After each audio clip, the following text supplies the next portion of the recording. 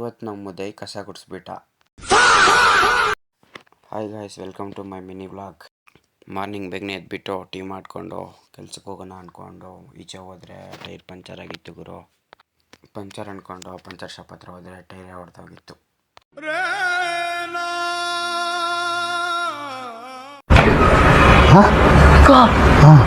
ಏನಪ್ಪ ಮಾಡೋದು ಅಂದ್ಕೊಂಡಿದ್ದೆ. ಮತ್ತೆ ನಮ್ಮ ಉದಯ್ ಕಾಲ್ ಮಾಡಿ ಕರೆದ, ಅವನ ಜೊತೆ ಹೋದೆ. ಈ ಬಡತವಿಂದ ದೇಶ ಉದ್ಧಾರ ಆಯ್ತದ? ಉದ್ಧಾರ ಆಗಿಲ್ಲ ಅಂದರೆ ಶಾವ್ ಆಯಿತು ಅಂತ ನಮ್ಮ ಹುಡ್ಗನ ಜೊತೆ ಹೋದೆ.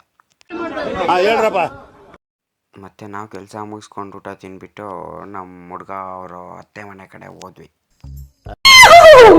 ಮತ್ತೆ ಹಂಗೂ ಹಿಂಗೂ ಅವ್ರ ಅತ್ತೆ ಮನೆ ಕಡೆ ಬಂದ್ವಿ. ಜಿಂಕ ಚಿಕ್ಕ ಜಿಂಕ ಚಿಕ್ಕ ಜಿಂಕ ಚಿಕ್ಕ ಜಿಕಂಕ.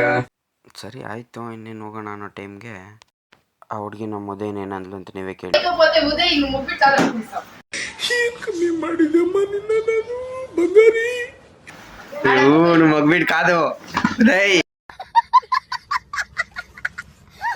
ಫಿನಲ್ಲಿ ನಮ್ಮ ಹುಡ್ಗ ಕಸ ಗುಡಿಸ್ಬಿಟ್ಟ.